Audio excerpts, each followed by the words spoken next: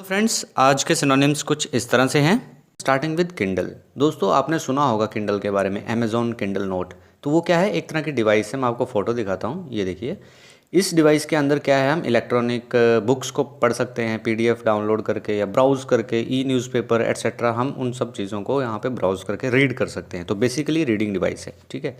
उसका एक लोगो है किंडल का, वो है एक बच्चा पेड़ के नीचे बैठ के बुक पढ़ रहा है। तो बुक पढ़ने से क्या होता है, हमारे दिमाग की बत्ती जलती है, ठीक है। Enlightenment of the individual by reading, जिसका मतलब ये है, वो ये रिप्रेजेंट करता है उसका लोगो। तो एनलाइटनमेंट क्या होता है, प्रोसेस ऑफ गेनिंग नॉलेज। जब हम नॉलेज गेन करेंगे तो क्या होगा, हमारे दिमाग की बत्ती जलेगी। तो किंडल वर्ड का मतलब है लाइट, इग्नाइट। इग्नाइट बोलते ना, जलाना किसी चीज़ को। स्पार्क मतलब रोशनी की एक किरण। और टॉर्च, तो किंडल से रिलेटेड वर्ड याद कर लीजिए, लाइट, इग्नाइट, स्पार्क और टॉर्च। तो किंडल नोट क्या करता है, जब उसके अंदर हम पढ़ेंगे तो हमारे दिमाग की बत्ती जलेगी, ठीक है दोस्तों नेक्स्ट वर्ड है क्लेप्टोमैनियक। तो क्लेप्टोमैनिया क्या है, एक ऐसी बीमारी जिसमें इंसान ना चाहते हुए भी वो चोरी करता है। मतलब उसके अपने इमोशंस पे कंट्रोल नहीं है, वो अपने आप को रोक नहीं पाएगा चोरी करने से, ठीक है। वो एक मेंटल इलनेस कहिए इसको। एक इस तरह की स्थिति है जिसके अंदर इंसान के अंदर स्ट्रॉन्ग अर्ज आती है चोरी करने की, ठीक है। कोई चीज़ देख ली उस तरह की जो उसको लुभा रहे, वो ना चाहते हुए भी उसके अंदर ऐसी फीलिंग आएगी कि मैं इसको चोरी करूँ, और वो चोरी करता है। तो मतलब चोरी करने की बीमारी। क्लेप्टोमैनिया क्या हो गया, एक ऐसा पर्सन जो इस बीमारी से जूझ रहा हो। दोस्तों एक तरह से चोरी हुई ना, तो इससे सिमिलर वर्ड क्या हो गए, थीफ, जो चोरी करता है। पिल्फरर, पिल्फरर भी जो है वो चोरी करने वाले को कहते हैं, चोर को कहते हैं।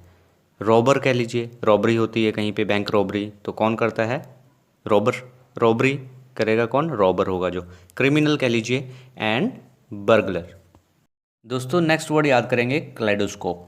तो ये क्या है, एक तरह का ऑप्टिकल इंस्ट्रूमेंट है। आपने माइक्रोस्कोप सुना होगा, ठीक है। आपने टेलीस्कोप सुना होगा, उसी तरह से आप क्लाइडोस्कोप को याद रखिए। ऑप्टिकल इंस्ट्रूमेंट मतलब ऑप्टिक्स, ऑप्टिक्स होता है study of, scientific study of light, light की स्टडी, तो उससे रिलेटेड है। फ्रेंड्स आपने प्रिज्म के बारे में सुना होगा। उसके अंदर से जब लाइट रे पास करते हैं तो क्या है, वो 7 कलर हमें दिखाई देते हैं। जब हम देखते हैं, एक्सपेरिमेंट करते थे प्रिज्म से, तो वो क्या है, इस तरह से उसका स्ट्रक्चर ही ऐसा है कि जब लाइट रेज एंटर करती हैं, बाहर निकलती हैं, तो 7 अलग अलग कलर दिखते हैं, जैसे रेनबो में दिखते हैं हमें, ठीक है दोस्तों। उसे बोलते हैं प्रिज्मेटिक इफेक्ट। तो क्लाइडोस्कोप का क्या हो गया, बहुरूप दर्शक, जो बहुत सारी चीज़ें, अलग अलग तरह की लाइट्स, अलग अलग तरह के कलर। जैसे आपने बच्चों के टॉयज़ देखे होंगे, जिसके अंदर बटन ऑन करते ही वो गोल गोल लाइट घूमने लगती है और अलग अलग कलर दिखाई देते हैं। उसके अंदर शीशे को किस तरह से बेंड किया होता है, आगे देखा होगा आपने, ध्यान देंगे तो जो शीशे की आकृति है वो क्या होगा, small PCs of coloured glass होंगे। जैसे आपने डीजे पे देखा होगा, फ्लोर पे लाइट पड़ती है, जो अलग अलग कलर की लाइट होती है ना दोस्तों, एक पैटर्न में। तो वही एक तरह से उसी बहुरूप दर्शक, मल्टी कलर लाइट, तो उसे हम क्लेडोस्कोप कह सकते हैं, ठीक है दोस्तों। इससे मिलते जुलते वर्ड हो गए multi coloured, prismatic, rainbow, montage and variegated. Variegated मतलब जैसे भिन्न भिन्न प्रकार के धब्बे, चितकबरा कह सकते हैं। एंड मोन्टाज होता है, देखिए इस तरह की आकृति, इस तरह की पिक्चर फिल्म, इसे हम मोन्टाज कहते हैं, ठीक है दोस्तों। फ्रेंड्स नेक्स्ट वर्ड याद करेंगे, कैम्प्ड, KEMPT, कैम्प्ड। कैम्प्ड का मतलब होता है सुंदर, मतलब नीट एंड क्लीन, साफ सुथरा। हम कहते हैं ना, we should keep our surroundings spick and span, तो स्पिक एंड स्पैन इसका सिमिलर वर्ड हो जाएगा। In a presentable condition, presentable condition मतलब हम किसी को दिखाने लायक, या हमेशा रेडी रहती है वो चीज़।